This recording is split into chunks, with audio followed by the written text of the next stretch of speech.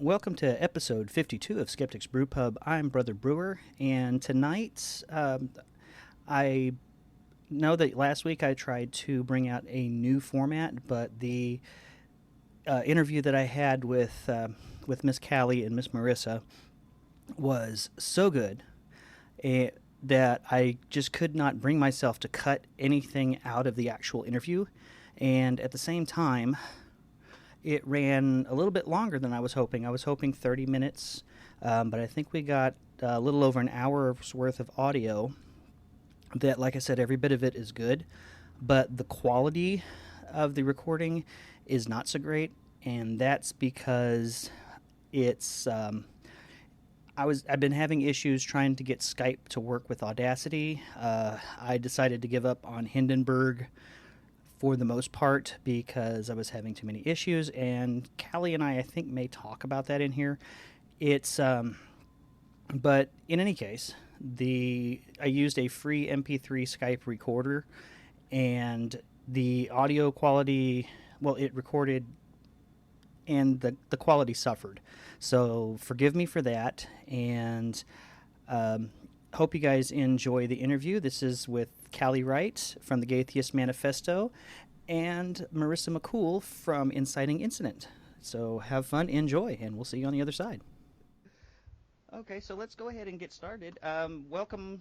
I want to welcome you both. I have on the line with me right now Marissa McCool and Callie Wright.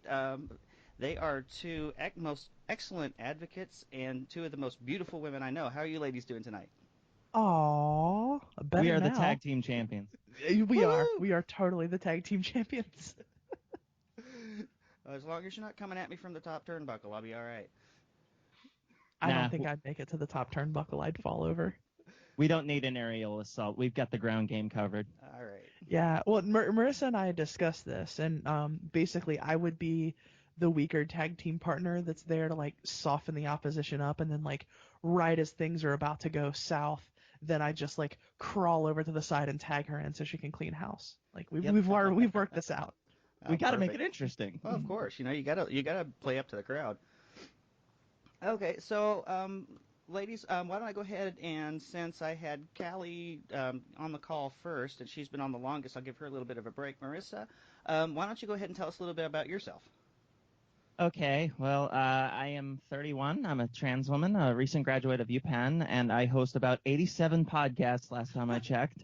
I'm an Callie and I have a very similar like job description. I do podcasts, I write stuff, and I make public appearances to make cis people uncomfortable. So if Callie's is much different than that, I'd be surprised.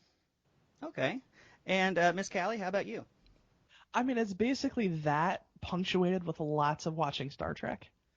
That's kind of my thing. A woman after my own heart. And I'm 32 as opposed to 31. So you just had to one up. Wow. So that's who I am. I guess I'm the Gramps in the room. I take it. All right. Okay. I got about a decade on both of you. I'm actually older. I think I'm a year older than No Illusions. So. That's impressive. I'm ancient. So Grandpa Brewer is where we should really be with this. Just you deserve a Happy Brewer. You deserve a promotion, sir. There we go. Well, I've already got the. Marissa, did you get your certificate that I sent you? Bringing you, I think I sent it through Facebook. It was a certificate making you an official member of the Order of Saint Hitchens. I don't recall this. Okay, well, I may have to try to send it again then. That's my little thing for folks that have been on the show or are patrons of the show. I've created my own irreligious order because I used to be a monk myself, and so I call it the Irreligious Order of Saint Hitchens, or Oh Shit for short. Nice. Oh, I'm a fan. Oh, okay. So I do have a few questions for you guys. Actually, if you don't mind, my little nephew, well, I can't call him little because he's about to turn 17. He had some questions that they're kind of simple as far as things that you'd think most people would know, But you have to realize that he comes from a town, from right around where I was raised. Where he lives is a population of about 500 people. About 498 of them are meth heads, and All right. As you do. yeah, and it's a suburb of the bigger town where his school is, and that is a town called. Well, I can't give the town because of him, but I was he, gonna say. yeah, but that town has a little over 1,000 people in it. So, um, and out of that one, I think maybe 500 are not meth heads. So. Do you get to get suburbs when your town is 1,000 people? I had more people in that in my high school class. Like that's not I a was gonna thing. say, yeah, I think there were like 1,400 people in my graduating high school class, which is one of many reasons I didn't attend my high school graduation. Well, I can understand that. I mean, my class, when I graduated back in the Stone Age, I had a class of 56. Wow. So, yeah, and I think I graduated 54th. Pretty sure I had an English class with 56 in it once, but Yeah, a small town America. That's what can I say. Well, his first question that I'm going to put to you guys, he asks, how are people transgender? Is this a medical thing or is it about behavior and physical appearance? Yes. Yep. All of the above. Callie, you want to take this one first? Yeah, for sure. So, our understanding of what being trans is has obviously evolved over time because it used to be officially designated as a mental illness, right? And we've since understood that that's not actually the case, and that's not to further the stigma of mental illness, as if if being trans was a mental illness, that would be some horrible thing, because having mental illness, while obviously it introduces struggles, like that's not an inherently bad thing. That's like oh, that's terrible that you have a mental illness, like but we've evolved our understanding of what it actually is. And the way that it's defined by the medical community now generally is there's a diagnosis of gender dysphoria, meaning that you have some level or another of discomfort with what you were assigned at birth. So, you're born, you have a penis, you have ostensibly male characteristics, and they mark an M on your birth certificate, and all these expectations get thrust upon you based on that. And to one degree or another, a trans person is someone who is not comfortable with that designation and steps outside of it, either in the way that they identify, the way that they present, some of us even, hormones, surgeries, that kind of thing. Um, so I almost, this is not an official thing, but I almost call it like being trans is it's a phenomenon, right? Because um, in some ways it could be classed as a medical condition, if you're a person who feels that you need surgery to correct whatever you're not okay with about your body. In that case, maybe it does rise to the level of a medical condition. But there are some people who have done some thinking about their identity and who they are as a human being, and the furthest that they go is, I've learned that there's this new dimension to myself, and there's no reason to go any further than that. There's no changing of presentation, there's no surgery, hormones, anything like that. So in that case, it's more of sort of a psychological phenomenon, right? So it's sort of this huge umbrella thing that there's no genetic test for being trans. There's no brain scan that will tell you if someone's trans.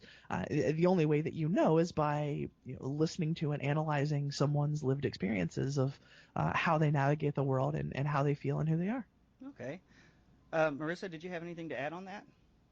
It's hard to add on such a well said and thorough answer, but if I were to summarize and compliment, it would be anyone who feels differently than they're told to when they're born, based on whatever parts they were assigned, essentially. Our whole experience is fighting against the idea that what is in your underwear determines who you are. And sometimes it's just a matter of like someone being a little bit more masculine if they're born feminine, or the other way around, which is fine. But there are those of us who it's just beyond a personality thing. It's just beyond someone who may associate more with the other gender. It's actually more about identifying, relating to, feeling like a different gender. And I say different and not the other because we still have to go through this myth that there's only two. And once we look at the complexity of personalities and the way people function in this world, we realize there are different ways to analyze where people fall all over the map. And while it may not be a majority or even a large minority, there are plenty of people who fall somewhere outside of that binary, even if it's on the other side. So trans essentially is anyone who does not ever, who does not identify with what they were given. It's hard to live outside that experience, I think, but anyone who just, this isn't me, because a lot of cis people I know never have to question that.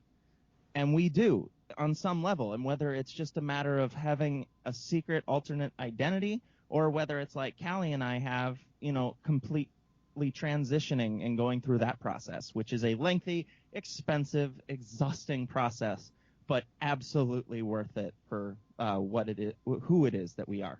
Yeah, and I think there's an important distinction to make too, because, when we talk about things like masculine and feminine, right? Those are, in a lot of ways, those are fuzzy concepts, right? Because, we can talk about what is feminine or masculine, or we can talk about what is stereotypically masculine or feminine, right? Mm-hmm. So, I don't identify as a woman because I like dresses and nail polish.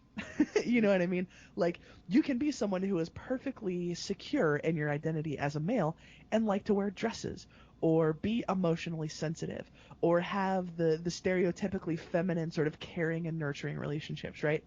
But I think, you can ask 100 different trans people, what is it in your experience that makes you not just a person who doesn't fit the stereotype of your assigned gender, but what is it about you that actually makes you the other gender? You can ask 100 people that question and you'll get 100 different answers, and that's fine. And for me, it's this giant constellation of things, right?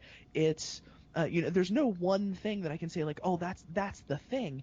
It's taking into account all of the things about my personality and all of the things that make sense to me about the way that I navigate the world, on top of the absolutely crushing physical dysphoria I feel about my body, and the intense, I don't even want to call it a desire, the intense need to have the what's stereotypically identified as the female anatomy. So it's all of those things. The way that I relate to people, the way that I process emotions, the way that the things that I'm interested in, and the way that I feel about my body. It's sort of all of those things put together that paint this picture that then lets me see, like, okay, maybe this is just who I am. Maybe I'm not a guy who just likes feminine things. I'm actually a woman, So it's everybody comes to that conclusion from a different place, and it's all valid.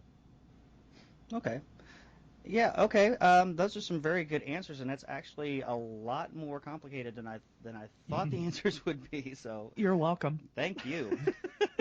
And this is how we're destroying the country. Yeah. Okay. Oh, I think our Cheeto-in-Chief is probably doing a better job of that right now. But then we got to step up our game, Callie. I was going to say, that Marissa and I are failing miserably if that's the case. Okay, his second question was, if you're transgender, do you have to worry about being rejected from religious places, mainly those in Christianity, Islam, Judaism, etc.? Keep in mind, again, that he's from a small town, so I'm actually the first atheist he's ever met, so... Fair enough. Well, Marissa, you graciously let me take the first one, so this one's all yours. The religious community is like number 5 on the list of 127 I can think of off the top of my head of places that you can be rejected from or excluded from for even just saying you're transgender, let alone being transgender. So even as a public trans person, and I would say I'm something of a public figure, and once again, Callie and I have that in common, but we still, as popular trans people who make our living off of explaining our story or, being an activist, we still have to deal with shitty things every single day. The main difference is Callie, feel free to speak for yourself on this one, but part of the reason that I can yell at stupid people or call people out is because if anyone is shitty to me, all I have to do is screenshot it, and there's like 200 people right away who are going to validate my identity. And there are those trans people out there who don't even have one. And I figure if I can take on some of these idiots so that the kids who are, who may not even be out to their parents don't have to, I'm willing to take that fall. I'm willing to suffer the consequences emotionally and physically so that more vulnerable people don't have to. But even those of us who have that level of privilege, we have to deal with, family members who don't accept us or dead name us. We have to deal with people who knew us in high school who don't understand that you don't use our dead names anymore, or that we transitioned at all, so they run into us and it's like, oh, dead name, hi. It's like, no, that's not a thing anymore. Or people are like, what is a trans? Like, I don't get it. Can't you just be dead name? Like, I don't understand. Can't you just be gay? So it's not just religious exclusion, it's societal, lack of inclusion. Because if our enemies have taught us anything, they will use whatever reason they can justify to eliminate us from public life. And they do that by making us uncomfortable, like, say, using the bathroom. Because if anybody thinks that fight is about preventing sexual assault, you're not paying attention. Yeah, I think a really good way to sum it up would be to say that there is literally no space in society, speaking generally, that is safe for trans people. Even like trans support groups are sometimes unwelcoming if you're the wrong kind of trans. If you're a trans woman who isn't interested in performing femininity to someone's standards. If you're a trans man who isn't interested in performing masculinity to someone's standards. If you're a non-binary person, period, Yeah. a lot of times those folks aren't welcome in spaces that are supposed to be for trans people. So, I mean, religious spaces, definitely. I mean, I would say that's probably, if not the most hostile place, definitely in the top 5 or top 10. But, I mean, when we think of the types of communities that people attach themselves to, there is no place where you are not at risk of facing that sort of exclusion or marginalization. Okay.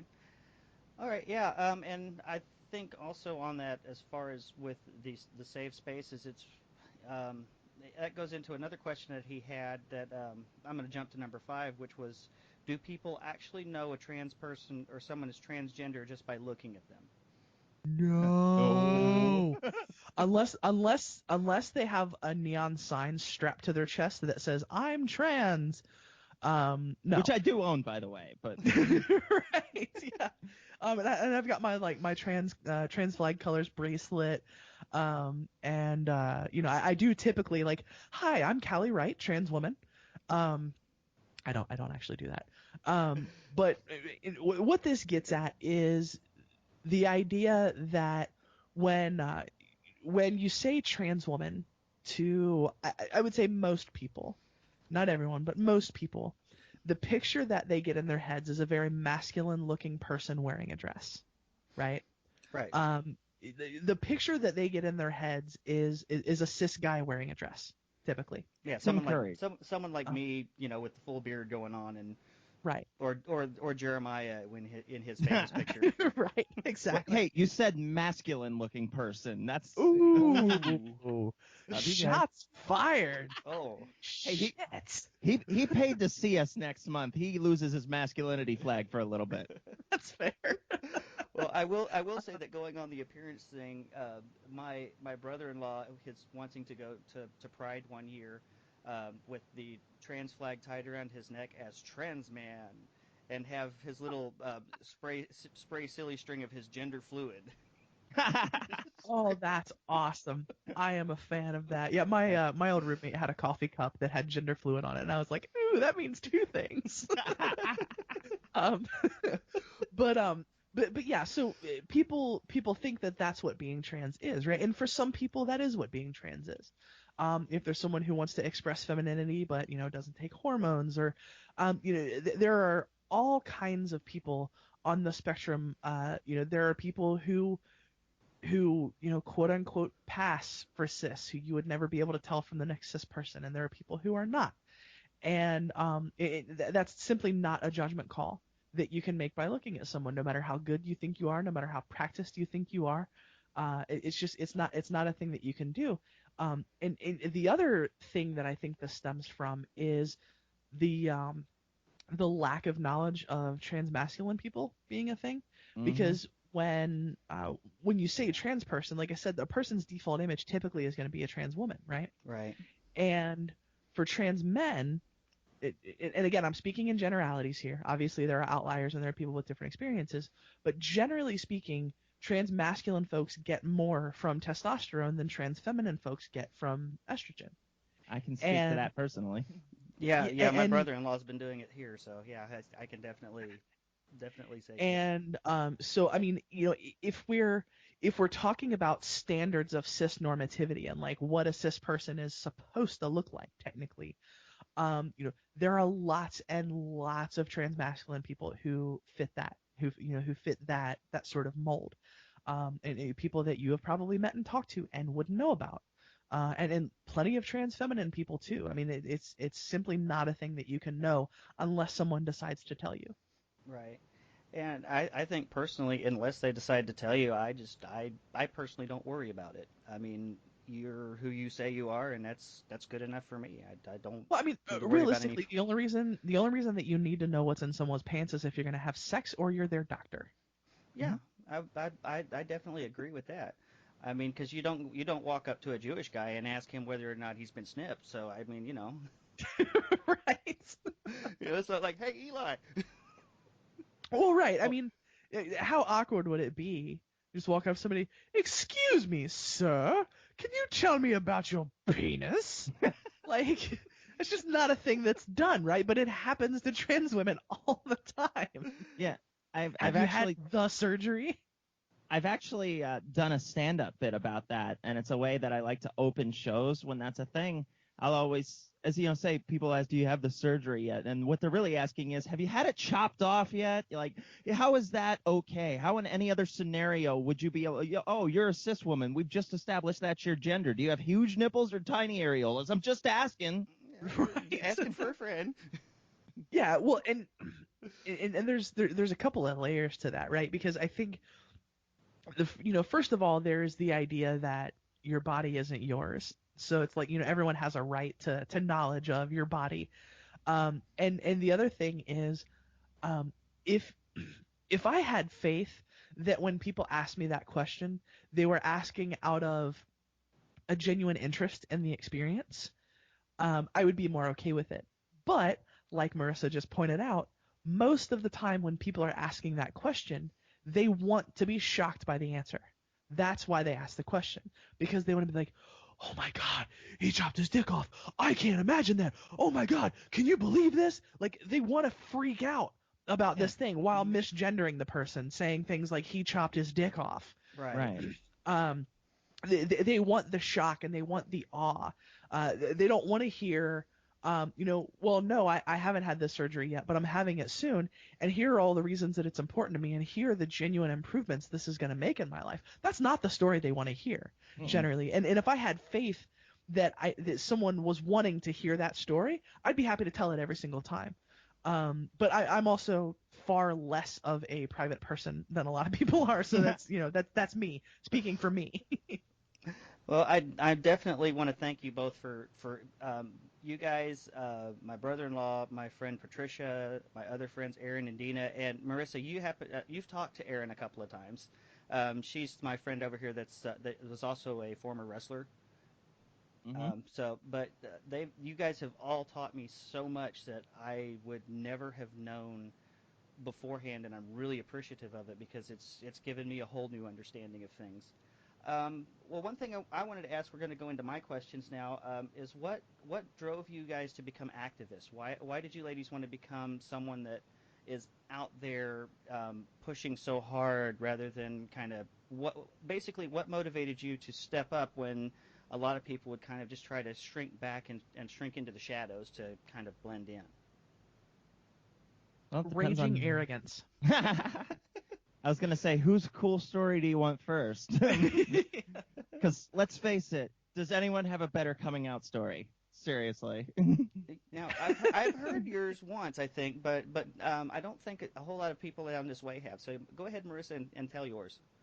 Okay, so I became a public trans person and an activist in one sentence. I'm transgender, fuck you.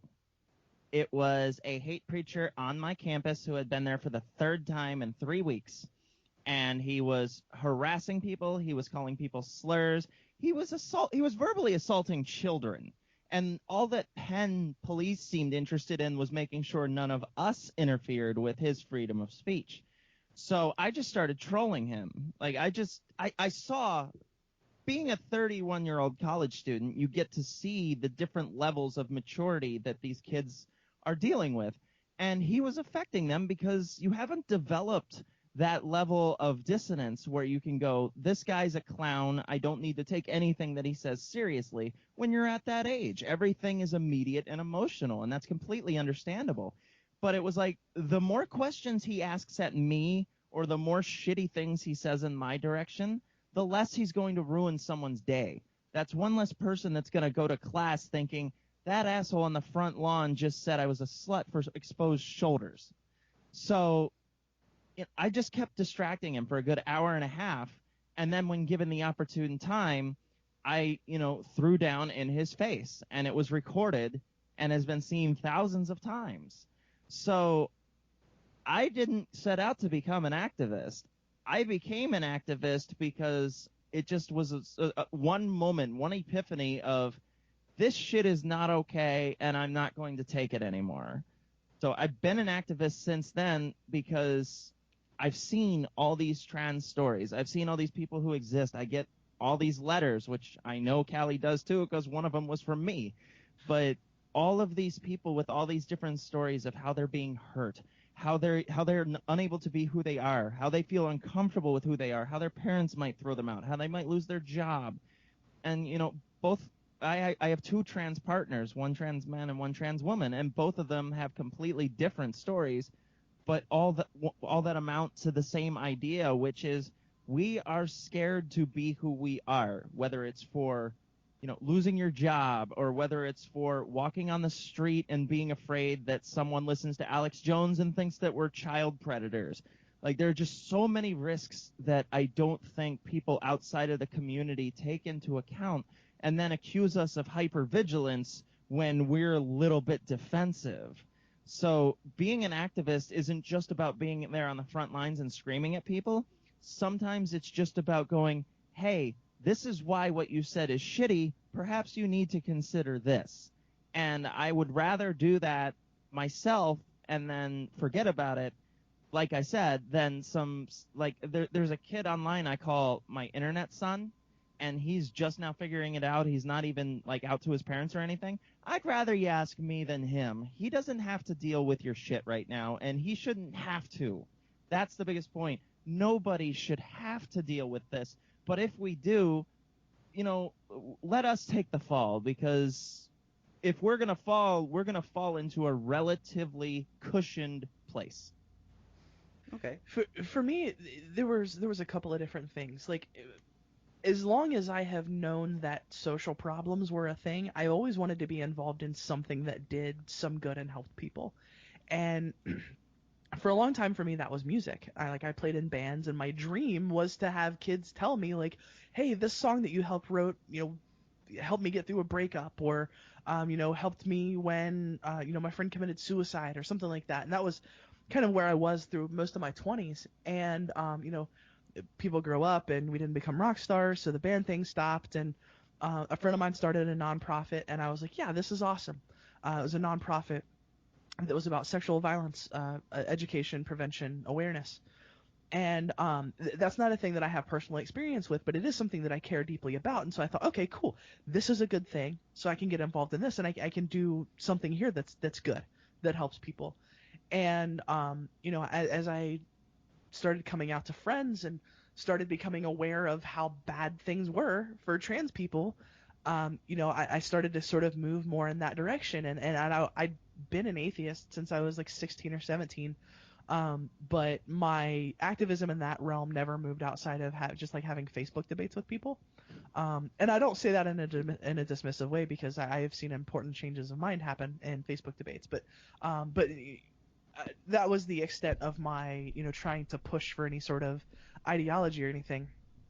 And so I started to get involved in little things in the community. And there's a couple of kind of long stories that I could tell, but long story short, some circumstances, I ended up speaking at the Trans Day of Remembrance one year, and I realized I'd never really done public speaking before, aside from for like school projects. And I realized that public speaking was a thing that, like, I feel like I'm pretty okay at, and something that I actually enjoy doing. And not too long after that was when Leila Alcorn died, and I had already had several experiences of feeling sort of pushed out of the LGBT community where I live for being atheist. And that was kind of what sealed the deal for me. I mean, they were talking about having her memorial at a church, which is like, Lilo's from Cincinnati, where I'm from, so this is like our community that we're talking about. And so like I had to fight tooth and nail to have that vigil not happen in a church. And I heard a preacher, a clergy person, LGBT affirming, say that she believed that God was a first responder on the highway that day.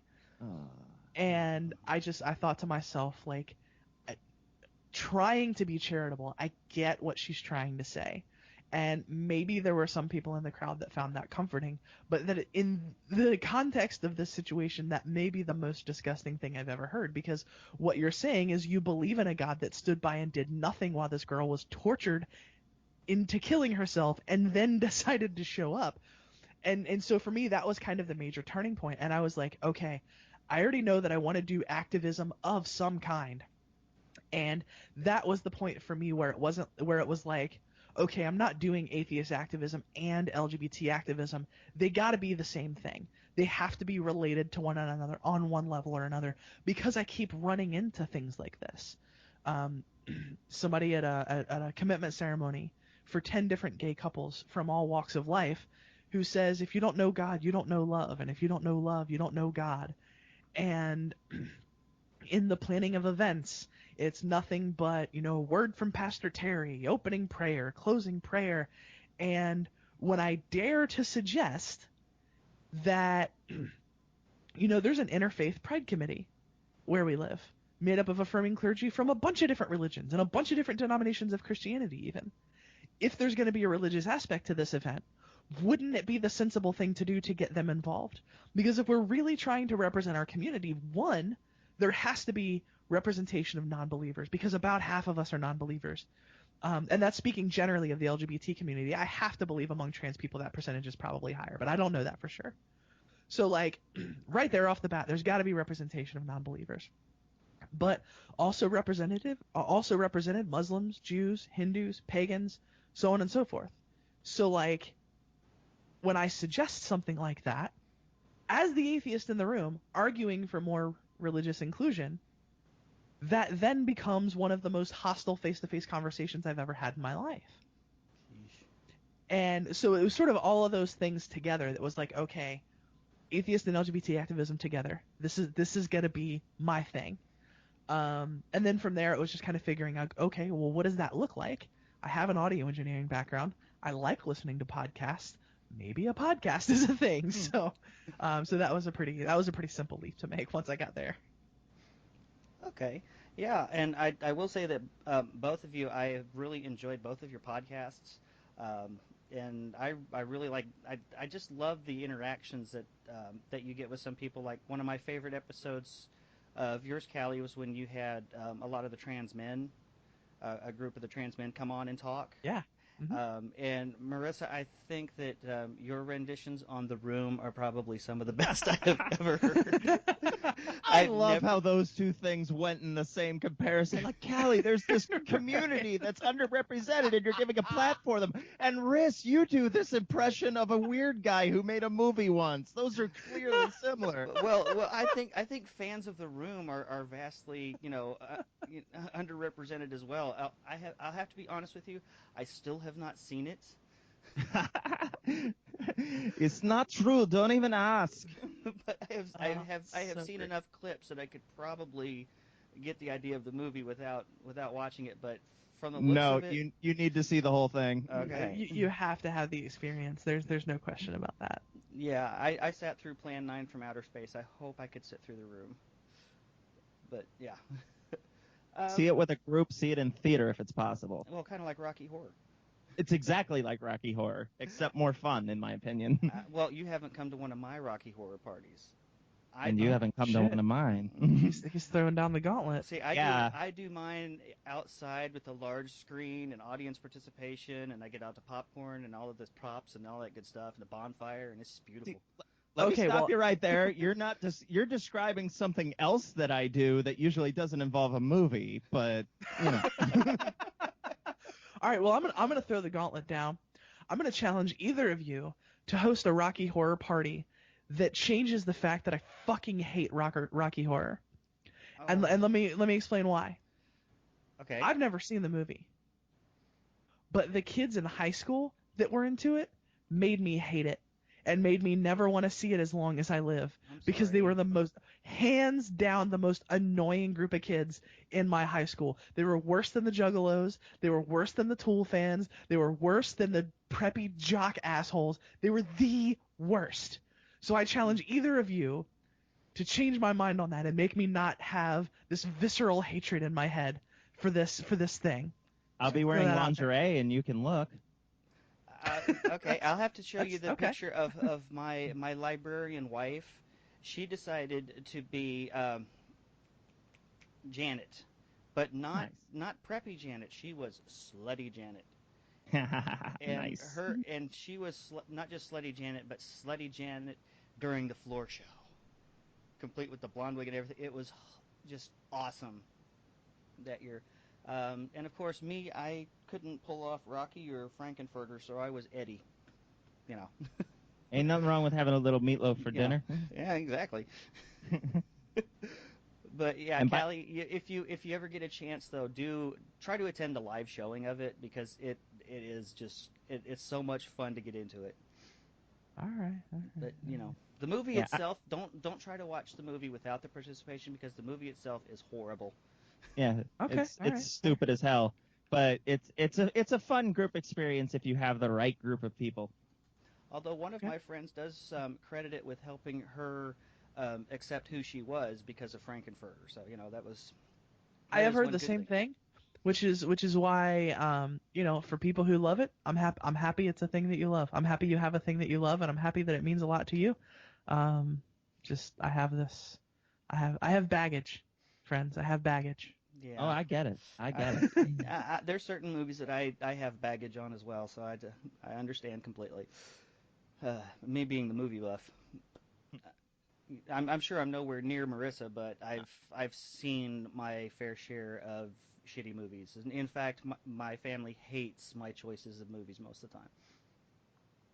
You have no idea how well I understand that, because as someone who just completed, one of my degrees is in cinema. You know, I'd have my family and friends and roommates and kids being like, "Hey, what do you get to watch this week? Do we get to watch something fun?" No, I have to watch another goddamn 1930s German propaganda film. Have fun, buckle up. It's Nazis again.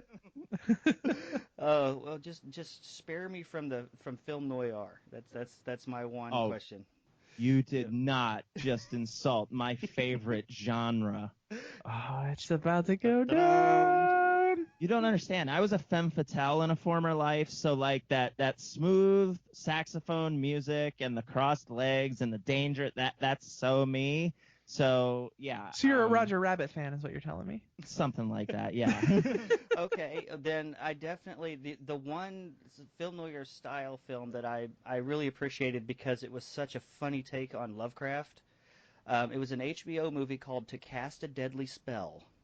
I don't know if you've ever seen that. If you haven't, look it up. It is awesome. It's got Frank Ward plays the Detective Howard Lovecraft, and he works alongside of he's a private eye that works alongside of the police force, and the chief there is Chief Ray Bradbury. And so it's got all of these literary references and stuff thrown in, and it is just so hilarious because it's almost like a slapstick take on Lovecraft. Not to nerd out too much, and I'll keep it brief because I know we're way off topic at this point, but the coolest thing to me about film noir is the fact that it was retrospectively genred, if you think about it, because nobody set out back then to make a film noir. What happened was it was the Holocaust, and there were French filmmakers coming over, there were German filmmakers coming over, there were this ousted community who were ousted by the Nazis, and they came to a country that essentially was like, it's not our fucking problem. And the movies from that era all have a lot in common, which is a lot of darkness, a lot of creeping shadows, authority figures you can't trust and have to hide from, a main character who is being emasculated and led around by a femme fatale. Like, there's this whole creeping authoritarianism, this creeping shadows in the night that everybody has to deal with. And when you look at it through that perspective, when you realize, oh, they're bringing what they've dealt with to clueless America to kind of go, hey, it's a real thing. It's not just happening to us overseas. It could happen to you too. That I think is why I appreciate it, because they were able to slap America upside the head and say, hey, pay attention. Okay, well, that kind of puts it in a new perspective for me. I guess I'm going to try to wrangle us back in because Callie started cracking the whip over there. Woohoo! Oh, I'm interested. Well, sticks and stones may break my bones, but whips and chains excite me. Let's see. Strong agree. Woohoo! Okay, so now, Marissa, you talked about your coming out was kind of a spur of the moment, but Callie, how hard was it for you? I mean, I'm sure you didn't have as dramatic as Marissa did, but how difficult was that? It was definitely not as dramatic, but it was very fast in terms of the way that things generally go for people.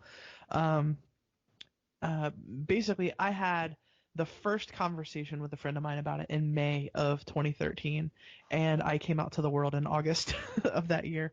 So I like to say that I came crashing out of the closet. But I mean, it was still, even though it was a short period of time, it was a very intense period of time because, I mean, basically what got me there is I started to have thoughts that really scared me about, like, gosh, if I didn't wake up tomorrow, maybe that wouldn't be the worst thing. Or, maybe if I drove my car off the side of the road and died, nobody would know that I did it on purpose, kind of thing. And I knew what was causing these feelings, but it was one of those things where, like, I just kind of don't want it to be true, right? Because, even though I still was pretty ignorant about exactly what being trans was, I still knew that there would be deep consequences if this was who I was, and if this is, if I came out and was honest about who I was. But I also knew that it would likely end up killing me if I didn't. So that's an incredibly difficult place of conflict to be in. But so I eventually decided, I was like, I have to confront this. I have to talk to somebody about this. And honestly, the thing that made the difference for me was the level of support that I got when I came out. Lots of people are not as lucky as I was. I mean, the first conversation that I had basically ended with a friend of mine saying, wow, this whole thing doesn't make any sense to me, but it's obviously something that's really important to you. So you just tell me what I can do to help you. That is awesome.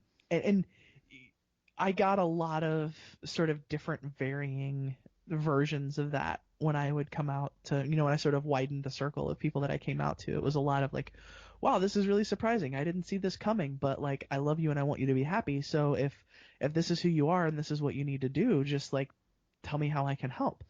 And I mean, there were definitely some difficult conversations in there. I mean, I had a friend tell me that it sort of felt like that I was committing suicide and that he was being forced to be friends with this person who kind of looked and sounded like me, but maybe wasn't really.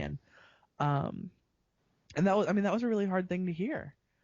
But you know, with that person and with a lot of the people who expressed similar concerns, it was fear of the unknown. You know, it wasn't any sort of wrong-headed attitude about trans people or transness or anything like that.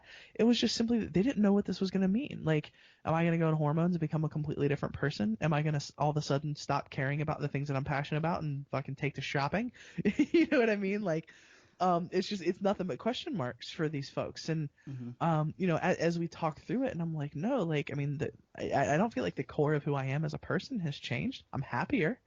I'm a little more socially aware. I don't laugh at the same kinds of jokes that I used to laugh at because that stuff stopped being funny to me, and you know, that kind of thing. But the core of who I am as a person hasn't changed. And once they realized that, then you know, I mean, I actually got apologies from several people. Like, gosh, I kind of feel like an asshole for being so worried. Because you know, I mean, what the hell was I worried about? But I mean, obviously at the time, if you don't know, you don't know. Um, so yeah, I mean, it was really difficult and stressful, and it was a really intense period of time. But you know, luckily, I came out on the other side of it relatively unscathed. I mean, I lost a job, and I don't talk to my grandma or my aunt anymore. And you know, all three of those are shitty things. I mean, losing the job actually landed me in a better place. So in retrospect, I'm glad it happened. But at the time, it was scary. And you know, not talking to my grandma or my aunt, like, I mean, those things suck because those are relatives that I used to be extremely close to. And it's something that still hurts, and it's something that I don't think will ever stop hurting on one level or another. But you know, if I look at the whole of my experience, you know, I got out relatively unscathed, and I am incredibly grateful for where I've ended up. Well, awesome. Yeah, I think that's one thing that when my brother-in-law came out, my wife, you know, we were both, because of the where we were at the time, um, we both were accepting of it, but she was really worried about it because she was, you know, she didn't was afraid of how to respond to him, how to react. And I said, well, sweetheart, in all honesty, he's still the same person that you knew before. It's just that now he's being honest about who he is. You know, everything, there's nothing about him that is going to be extremely different from the sister you grew up with. But just realize that as the sister, she was playing a part, and now he, you know, this is who he really is, but it's the same person. So, Yeah. And I think an important thing to remember is that, you know, we all grow up in this shitty, essentialist, binary culture surrounding gender, right? It's just that trans people are the ones who are forced to deal with it. Like, we don't have a choice but to confront that reality. And so, you know, because of the things that we're taught about gender, we invest a lot in people based on the gender that we think they are. You know, some of the concerns that my family had, my little brother, um, my stepdad was not a great dad, and I mean, he wasn't abusive or anything like that, but he was just emotionally unavailable, not really, just not a good parent, honestly. Like, he was good at putting food on the table and good at fixing cars and good at cooking. But that's really about all he had to offer. And so, you know, as the ostensibly big brother, I was kind of the patriarch of the house, right? So my mom looked to me like that. My brother looked to me like that. My sister didn't really have that hang up. But so it was like I have so much invested in you as the idea of this person, and now that's going away, and I don't know how to feel about that. And it's, you know, I want to be, well, that's shitty. That's shitty because I can still be that person as a woman. You know what I mean? And that's the truth. But I mean, they're victims of the bad ideas they were taught by society and have never been told otherwise, just like I am. I'm just the one who has to face the worst consequences of it. exactly. Um, Okay, well, one other question I'm going to ask because, well, I got two more, and Marissa, it looks like you're about ready to. No, I'm fine. I just, like I said, I had to change rooms because there was something going on downstairs, so I don't have a chair with a back or anything like that. Aha. Okay. Well, one other question I had here was, and Callie kind of touched on it a little bit, but what kind of support helped you after you came out and began that process of telling the world who you were and living out the truth? Can I don't want to take the whole question to start with, but I think this is a little bit relevant given who was on. One of the first things that gave me the bravery to even consider coming out is Callie. And she interviewed with me when I was still under my previous, identity and assumed gender. And we talked before our interview, and then we talked for like an hour afterwards, too. And there was a lot of subtext if you go back and listen to that interview and try to ignore how deep my voice was at the time. But, people like Callie and Ari and, the handful of trans people who have been so public and available to me and who took the time to respond, like, that was what made me truly believe that I could. It was other people showing me that it wasn't a death sentence. It wasn't solitary confinement. It wasn't what so many people who had known about my identity convinced me it would be, losing your children, losing your family, having to move because nobody will accept you. Like, there's a lot of unintentional fear-mongering that well-meaning people do. But when someone like Callie takes the time to talk to someone like me, and I'm sure hundreds, if not thousands of other people, that is one of the most validating experiences that an in-the-closet trans person can have. Well, and I mean, I kind of see that as paying it forward, honestly, because I mean, I had a group of people who did that for me. For me, it was more the trans support groups that I went to. Sort of my friends and family, even though they were 100% ignorant of trans stuff, I mean, they let me know that they're on board. Like, whatever this ends up meaning, then we're there. I mean, I had a couple of friends of mine and my mom go to a family night with me because they're like, we want to learn about this. We want to figure this stuff out so we can be supportive to you. And I remember the first day that I went to like an in real life trans support group, because like I joined Facebook groups and stuff like that, and like for reasons that are too long to go into here, I have never joined a Facebook group for trans people and stayed in it.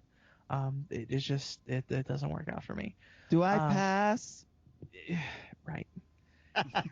and so I went to the support group, and at the time, the first time that I went to a support group, I had talked to literally a single other human being about who I was and the way that I was feeling. So it was something that in theory I could take back if I wanted to, right? I hadn't made it fully real yet. When I start talking to strangers about it, that's kind of when it becomes real. Especially, obviously a support group is supposed to be a confidential and safe environment, but like they say that, you don't have any reason to believe it because you don't know these people. Mm-hmm. And so I'm sitting in the car on the phone with that same friend, and I'm like, I'm sitting in the parking lot. I'm scared out of my fucking mind. I don't know if I can do this. And she's like, okay, you need to take this with all the love that it's intended. Shut the fuck up. Hang up your phone and go the fuck inside. And, at the time, that was exactly what I needed to hear. I'm generally not a big fan of the whole tough love thing like that, but like at the time, that was what I needed. And, you get all these ideas in your head about what this is going to be like. And turns out it's just a bunch of people sitting around a fucking table talking. Mm-hmm. You know what I mean? So I walk in and this, I'm still presenting as my, fat, burly, bearded dude self that I used to look like. And I walk in and everyone smiles at me. Hey, welcome to the group. We're glad you're here. What's your name? Tell us your story. Let's give you the floor to talk if you want. If you just want to listen, that's okay too. And so I spent like 10 minutes just sort of rattling off my life story and all of the things about myself that made me think that this was who I was. And I had a stranger look me dead in the eye and tell me it was okay for me to feel that way. And that it was my journey to take, and that it was no one's business to lead me on that journey. It was basically for them to hold my hand while I led and while I walked my own path. But that however that ended up was okay. Even if it ended up that, that I felt differently at the end of it, and maybe I'm not trans or, anything like that, like wherever it ends up is okay. And I think, for people who don't struggle with those kinds of things, I think it can be tough to overestimate the importance of that sort of validation and someone giving you permission to feel that way. Because, we get these massively powerful messages from society that this is not an okay thing to be. And here I have a stranger look at me in the face and saying, no, this is okay. Who you are is okay. And that was everything to me. And every time that happened to me as a sort of baby transling, every single time that happened, it's a little different now, because I'm out and I'm fairly settled into life and fairly confident and safe in who I am as a person. But that it's still a thing.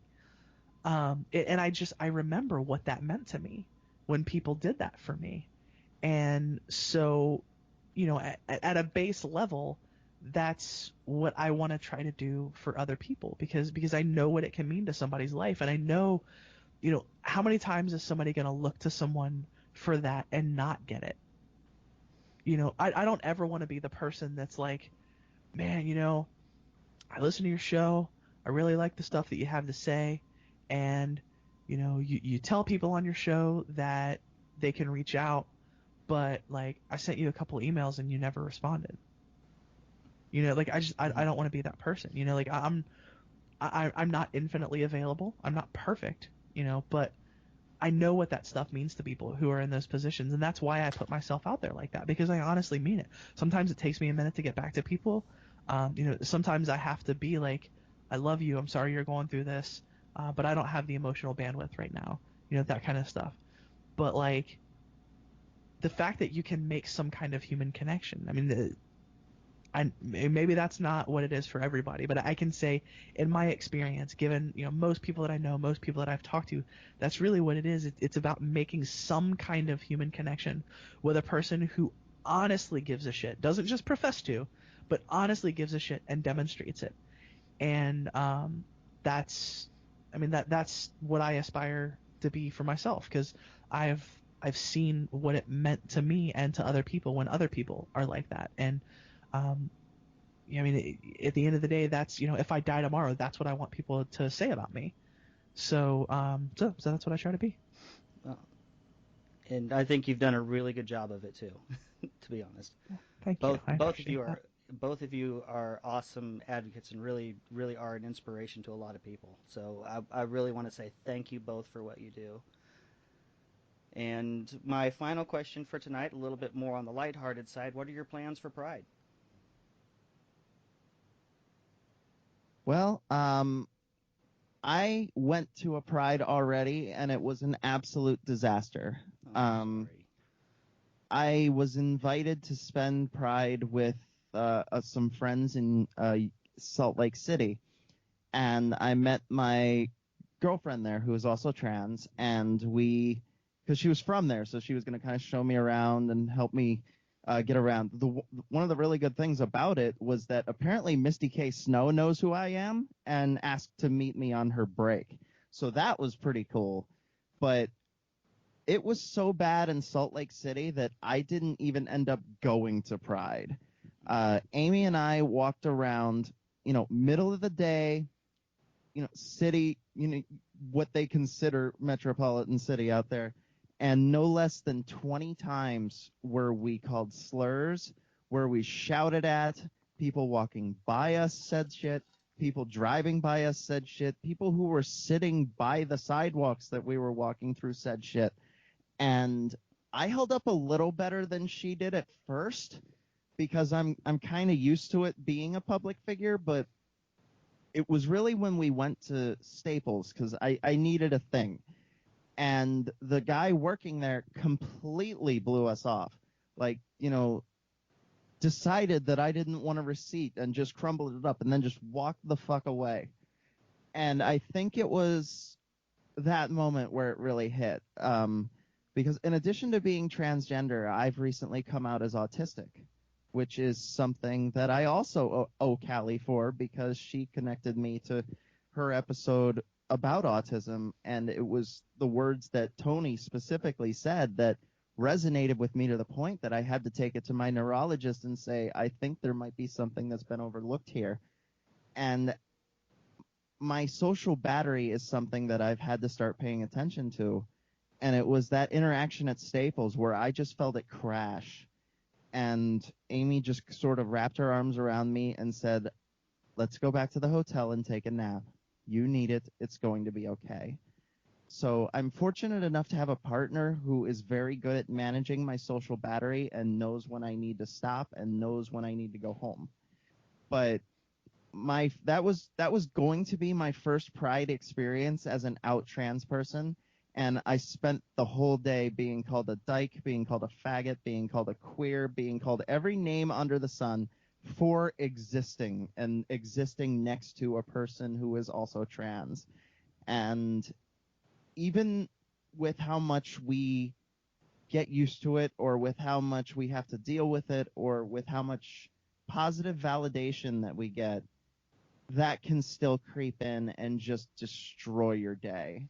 Because it may not even be necessarily the words themselves, but the intent, the ugliness, the absolute hatred for something they could never possibly understand, it gets to you, or at least it gets to me. And it does me too. Yeah, I mean, and I'm sorry, you guys shouldn't have to get used to that kind of thing. I mean, I for the life of me, I just don't understand it. Me personally, but I guess for me that's just because part of it is probably because I was bullied so much as a kid that it hurts to hear that. It really does. And it's not something that you guys should have to get used to. Other people should be the ones that need to back the fuck off and get used to it. I mean, yep. I wish it could. I wish it could be that way, and that's one of the main reasons that I fight.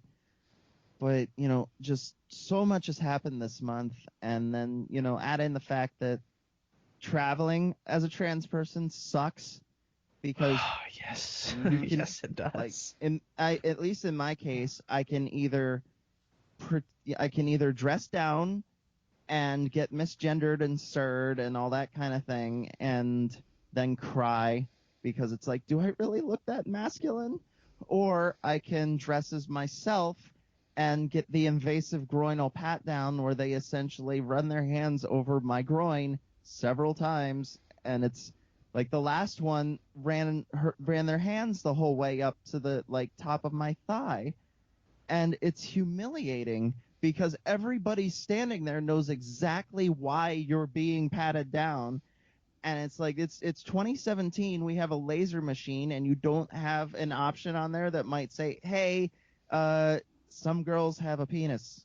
And it's just like, it's draining. And even as I become more aware and more active, I have to be cognizant of how fast I can get drained by things like this, and I have to manage it. And I get to the level of exhaustedness where I have to take 2-hour naps in the middle of the day just to deal with it. I wouldn't change it for the world, but I won't tell anyone that it's, just sunshine and rainbows. It's exhausting, and you get to see a lot more of the ugliness because you're around so many different places to see it. But then the light at the end of the tunnel, for me at least, is I got a message a couple days after that Utah trip, and my friends Kyle and Carly had an 11-year-old daughter, and this kid just seemed special. Like she didn't say anything in particular that like, I didn't have an epiphany, but it was, this kid knows how to tell a story. Like this is a bright young girl. And I just looked at her and said, do you write? And she said, yeah. I said, write more, write a lot. You have a voice and you deserve to be heard. And all that, just a couple days later, the mother sent me a message that said, she's been writing so much more since she met you. She wants all of your books. She wants to follow your work. And it was like, that makes up for 1,000 bigots that I was able to positively impact someone's life by just speaking a thought that I had. So even in those dark times, even in the worst moments, those are the moments that make it all worth it, at least for me. And I'm going to go to Twin Cities Pride because fortunately the metro area where I've moved to is probably one of the most queer-friendly places in the country. And if I get any shit there, there's plenty of people who will have my back, that's for sure. So there's positive things, but I had a really negative Pride experience this month, unfortunately. Oh, I'm sorry. Yeah, my pride plan is to be at fucking work. Ooh. Yeah, because I have a really shitty work schedule and no vacation time left. So, thanks, activism. Yeah, there was a Pride here today, like 3 miles away from me, and I was going to go to it until I met up with someone beforehand, and we have a mutual connection, and long story short, without details, someone sexually assaulted me, and I had been questioning it myself, especially because this was a fellow trans person, and I was giving them more the benefit of the doubt than they deserved. And this person had to tell me, no, this is not okay. Drinking is not an excuse. Being another trans person is not an excuse. This was what happened. This is not okay. And it was great to get that validation. It was great to have that moment after a few months of like, holy shit, I wasn't being crazy. But at the same time, I had to come home and take a 2-hour nap because if I didn't, I was going to be a cranky bitch for the rest of the day. So, I mean, Pride is wonderful. I'm glad it exists, but there's only so many spoons to go around, and sometimes you just don't have enough to go partake in a public celebration like that. Well, you may have to come out to Pride here because the NWA Center for Equality does an entire week for it, and it starts Nice. off. It starts off Thursday. They're going to have, I think, on that Monday is going to be like a trans ball. There's just all kinds of stuff, events happening for a whole week going up to the Pride Parade and Festival that's Saturday to end it off. So, and that's because we're here at believe it or not, close to the University of Arkansas. It tends to be a little spot of purple in this red hellhole. Right. But yeah, and to be honest with you guys, it was a trans woman that, and she would probably hate the fact that that her story was part of it, but her story was part of the reason that I started questioning and became an atheist. And that was the story. I don't know if either of you are familiar with her. Because if God exists and He created trans people, He's a fucking asshole. No, it was. I know that's how it sounds, but her story. You know who Mother Gwen Fry is. She was she still is an Episcopal priest. That she was part of a parish. She was the rector of a parish in I think it was in Pine Bluff, Arkansas. And she decided to come out and start her transition. And the Episcopal Church has this thing where they're supposed to be so welcoming and open to everybody, and you hear, at least when you're in the church, you hear all of these stories about it. And even the church that I attended was 10% LGBTQ. So, it was to hear her story that there was so much conflict that she went to the bishop and asked to be released from her vocation there. But at the same time, he nor any other bishop in the Episcopal Church was willing to try to put her in another church because they didn't think the congregations would accept her. And so there she is out of a job and everything in a church that's supposed to be welcoming. And I was like, well, what the fuck?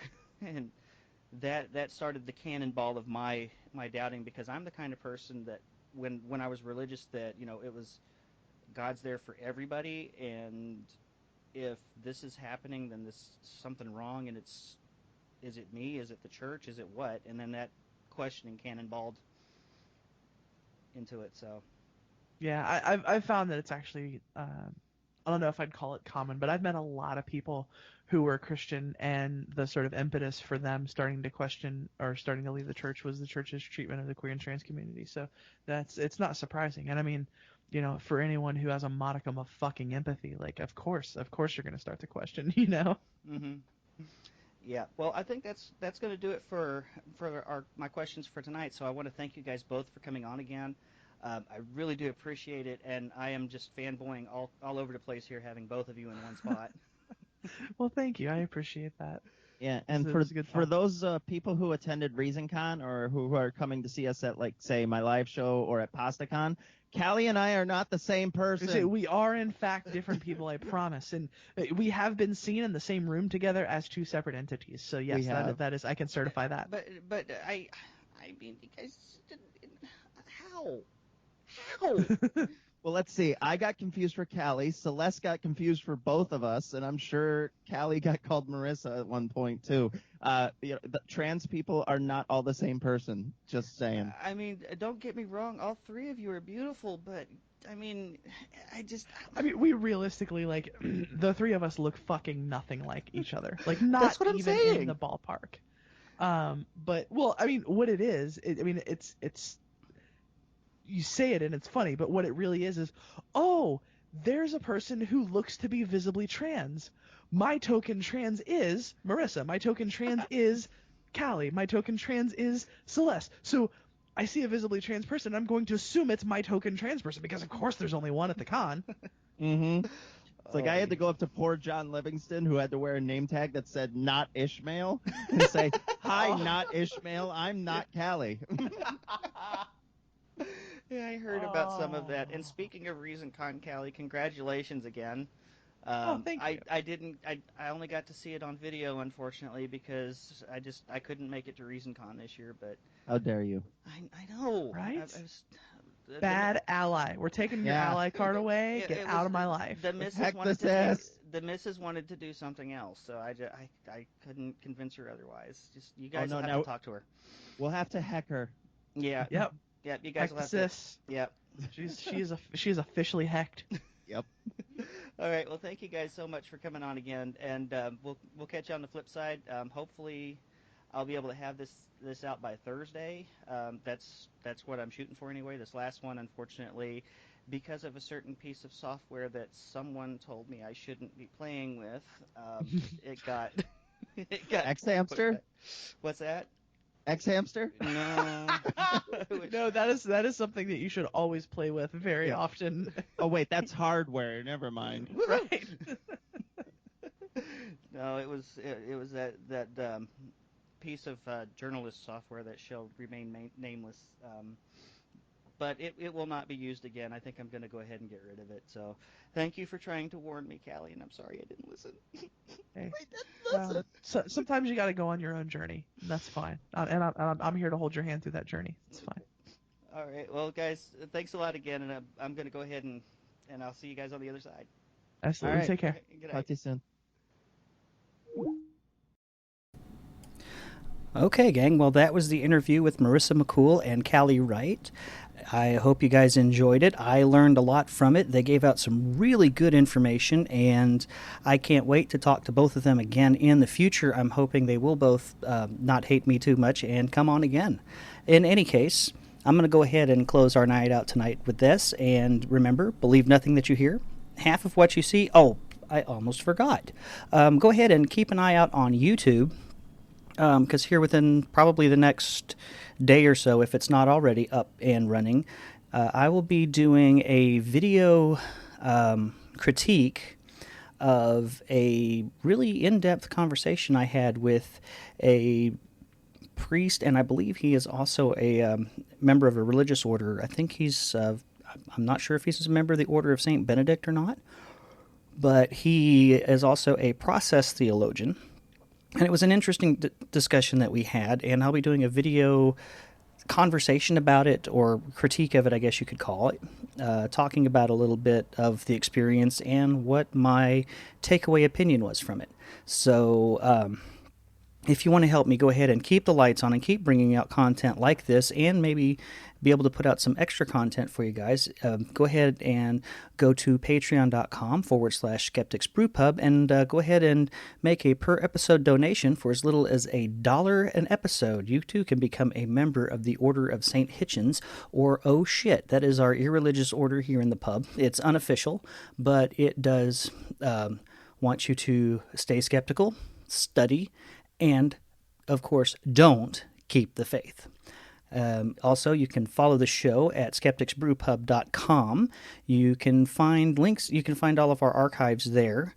You can also find links to other great podcasts, as well as other information on different resources if you're lost or in trouble, or if you just need someone to talk to. You can find those resources there as well.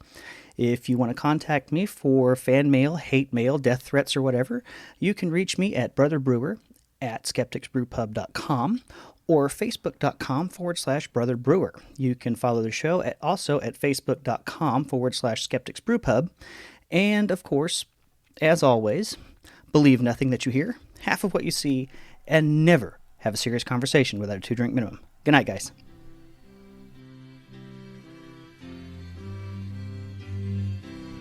To Anacreon in heaven, where he sat in full glee, a few sons of harmony sent a petition that he their inspirer and patron would be. When this answer arrived from the jolly old Grecian, voice, fiddle, and flute, no longer be mute. I'll lend you my name and inspire you to boot.